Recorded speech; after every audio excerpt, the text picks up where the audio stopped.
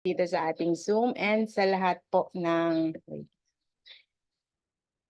Okay na, Coach? So, ayan, good morning po sa ating lahat na nag-join dito sa ating Zoom and sa lahat po ng nanonood sa ating FB Live.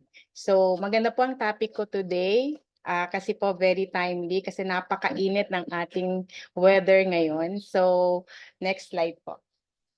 By the way, I'm Sherry Rudy Guzman po, ang mag-share ng topic natin today. So, ang topic ko po is stay hydrated and stay healthy, how water supports immunity. Ito pong topic na to, makikita niya sa I Am Herbalife Nutrition. Na-share po ito ni Susan Bowerman, our Senior Director for Worldwide Nutrition Education and Training. Ayan. So, sabi nga po niya, next slide po, to keep you healthy, your immune system relies on a well-hydrated body. Yan po. So water is the most natural drink on earth. Kasi wala nga siyang calories, siya yung ating unang talagang tinitake. And water is a key component po para mag-function ng ating body natin. So water represents, sabi nga dyan, our body is 70% of water. So ang ating cells and ang ating mga organs ay may corresponding percentage na need nating ma-meet. So that's why we need to stay well hydrated. So water din ang nakakatulong to properly digest the food that we eat para ma-deliver ang mga nutrients na kinakain natin. Kaya napaka-importante na bago tayo kumain and after eating, kailangan natin talagang makainom ng maraming tubig kasi para ma-breakdown niya and ma-process ang foods na kinain natin. So ito din ay nakakatulong to get rid of substances and remove waste na hindi na kailangan ng ating katawan. So nangyayari ito through perspiration, urination, and bowel movements. So also, next slide po, water regulates our body temperature. So nagre-regulate ito ng temperatura ng ating body. Kasi especially nga sa weather natin ngayon, sobrang init, kailangan natin talaga na well-hydrated kasi sa init ng panahon, ang water allows the body to release the heat when the temperature is higher than our body temperature. So, paano ito ginagawa? It begins to sweat and yung evaporation ng water from our skin surface, yun yung nagpapa-cool down ng ating body. So, without enough water, dun tayo nagkakaroon ng challenge. Why? Kasi our joints would lack lubrication. Kailangan natin talaga ng water para mag-function ng ating mga joints. And also, pag kulang tayo ng water, yung muscles natin would tire more quickly. So makaka-experience tayo dyan ng muscle cramps and possible din tayo maka-feel ng mga dizziness. Di ba? Minsan nangyayari, hilo-hilo ka, nakaka-feel ka ng headache and constipation also. Pwede nating maranasan yan pag kulang tayo ng water. And makikita mo yan sa skin pag kulang ang water mo kasi nagiging dry ito. So the bottom line talaga is every cell, tissue, and organ needs water to function properly. So one way, next slide po, one way to check our water if we are well hydrated, yan po nakikita nyo sa screen. Ang sabi nga po dyan, how hydrated are you? Check daw po natin yung ating urine kasi pag ang urine mo falls on 1 to 3, yan ay pale stroke color, maganda ang intake mo ng water, meaning well hydrated ka. If it falls on number 4 to 8, syempre dehydrated ka. Paano mo malamang dehydrated? Syempre yung dark and strong smelling urine, na-experience niyo po ba yan? And ito yung mga signs na kailangan mo ng more fluids. Ayan. So water and immunity. There are three main ways in which water supports our immune system. So first, next slide po. Water is essential for nutrient absorption. So next slide po. Ayan, sabi nga dyan, essential to nutrient absorption. Why? It is needed during the entire digestive process. Kailangan natin talaga yan. So that yung nutrient na kinakain natin is properly distributed dyan sa ating bloodstream. So once ang nutrients ay nandyan na sa atin, it is transported in this very watery environment to all the body cells which they can be taken and utilized. Ayan po. So second one is water is a key component of lymphatic fluid. Ayan. So, the lymphatic fluid contains specialized white blood cells na ang tawag po doon ay lymphocytes na nakakatulong to fight yung ating body infection. So, yung lymphatic fluid, once na nandiyan, nag-circulate na yan, it helps remove waste products.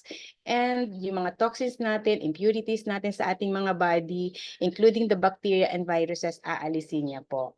So, third is water helps maintain mucous membrane. Ayan. So, another way that water and fluid supports immunity is by maintaining yung mucous membranes natin, dapat daw yan maging healthy. Kasi these membranes protect those areas inside our body that are exposed for air, like yung ating mga nostrils, mouth, and throat. If ang body natin lacks adequate fluid, ang ating nasal passages ay magiging dry yan. So, ma-experience natin yan once we have cough. So, even though yung pagkulang ka rin ng tubig, yung nagkakaroon tayo ng dry throat, pagka ikaw ay may fever, yung mga illness na ganyan. So, we really need water talaga para mabalik natin yung makarecover ang ating system, body system. Okay. So, if ikaw naman ay nagkakaroon ng challenge, paano ba daw tayo magkaroon ng para natin ma-maintain na well hydrated tayo? There are tips na binigay ni Susan Bowerman. If you find hard to drink enough water, ito po yung mga 6 tips to help you stay hydrated. Ayan. So, number 1, see it. It can be really helpful if you can see the amount of water that you are planned to drink and to track your progress over the day. So, maganda nakikita natin. For example, nandiyan ka lang sa bahay mo, vacation ngayon. So, make it a point na mag-plan ka, ilan bang tubig ang dapat mong inumin. You can have it in your water jar, or if ikaw naman ay nandiyan sa office mo, have a water jar also na nakalagay dyan sa beside ng table mo para you are mindful na talagang makikita mo siya, kasi once na nakita mo na yung mga bottled water mo na yan, magiging mindful ka, ay kulang pa pala. So, ang naiinom kong tubig. So, dapat talaga na mo monitor mo, visible talaga dapat yan sa'yo para any time of the day, pwede ka mag-sip. So, second is cool it. Sabi nga niya, cold water often seems more refreshing than room temperature water. Di ba? Mas malamig talagang, mas masarap talagang uminom, lalo na sa panahon ngayon, nung malamig ang tubig. So, paano mo gagawin yan? Try to put your bottled water, gabi pa lang, lagay mo na yan sa freezer mo para any time of the day, kung saan ka man magpunta, kung pupunta ka sa office, talaga siya, malamig pa, mag-stay to longer, diba? And mas masarap talaga uminom pagka mas malamig ang water na intake natin. Okay, so next po is number 3, wake up to eat. Sabi nga niya, morning mouth is a reminder that most of us are naturally bit dehydrated in the morning. Napansin niyo po ba yun na paggising natin talagang uhaw na uhaw tayo?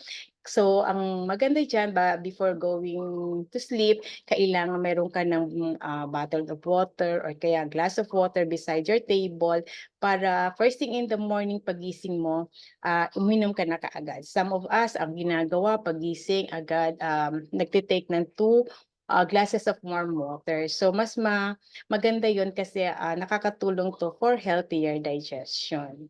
So, next po is flavor it. Ayan. Ang sabi niya, make your own refreshing drink. Pwede ka mag-add ng mga lemon, few berries, cucumber, and bakit pa tayo lalayo? Yung na-share ni Coach Cecil, diba? Sabi, yan yung ating aloe at saka yung ating tea. Very refreshing yan. Just add 7 cups full of aloe vera plus 1/2 teaspoon of our Herbalife tea. So, tapos maraming yellow. Sobra talagang nakaka-refresh yan and guilt-free pa. Bakit? Kasi very low ang calorie. And it will help you talaga to keep hydrated, well hydrated. So walang limit po yan as long as kaya ng budget mo, as long as need mo talaga para makuha mo yung water intake mo for the day. So have it mix with ating aloe vera and tea, Herbalife tea. Ayan. So next po is ayan, eat. Sabi niya, don't forget that watery foods like fruits and vegetables contributes to your overall daily fluid. needs. So include plenty of these healthy foods. Ayan, dyan po yung ating mga 10 hydrating foods na example. We have cucumber, lettuce, yung mga tomato, watermelon, berries, broccoli. Yan po yung makakatulong din para maka-add sa ating water. Okay, so next naman po is track it. Just like keeping track of your calorie, di ba? Sabi ng ating mga coaches, i-track mo yung calorie intake mo. Same thing with the water. Nire-remind din tayo ng ating mga coaches to track our water intake. Bakit? Especially if you are in a weight loss program. Kasi para mas well-hydrated ka, mas magpa-function ng maayos ang body natin, kailangan natin tong i-track. And paano mo yan gagawin? Di ba marami na ngayong mga water jar na may mga time pa nga dyan na nakalagay kung kailan mo siya iinumin. So make it alarm kung talaga pong set an alarm kung hindi mo talaga siya nasusunod. Mag-set ka ng alarm, yun po yung ginagawa ko noong una kasi talagang hindi ako mahilig uminom ng water. So para ma-meet ko yung 2 to 3 liters of water until now, nag-a-alarm po talaga ako para sigurado ako na mamimit ko yung goal ko before the day is over. So, ayan po. Hope you learned something from my topic. Thank you very much. Sabi nga dyan, stay healthy and stay hydrated. Back to you, Coach Lori. Ayan, maraming salamat. Let's all stay hydrated, especially summer ngayon.